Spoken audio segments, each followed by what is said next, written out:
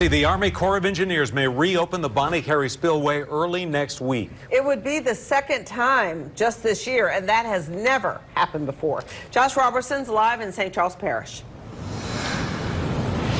Well, the spillway has been closed for about a month since it had to open earlier this year, but you wouldn't really know it from seeing the amount of water that's still rushing out of the pins here. Now, there are also growing concerns on how the influx of fresh water from that opening in the Mississippi could be killing some wildlife along the coast after 26 dolphins were documented to be dead in St. Bernard Parish, although the Louisiana Wildlife and Fisheries has not yet made a direct link between the two. The river is now rising again and sits at about 16.6 feet at the Carrollton Gauge in New Orleans. The Corps has been in flood fight modes for about 195 days, which is the most since 1973. But the real issue here isn't the river levels, it's the flow of the water. Officials use 1.25 million cubic feet per second as their trigger, something which occurred for this year's previous opening on February 27th when the Carrollton Gauge was only reading 16 feet.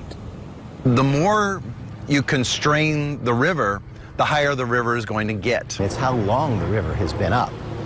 That is, at least in my experience, unusual. Until the levees are loaded with a high water that we had a week or so ago, you don't know what's going to be leaking.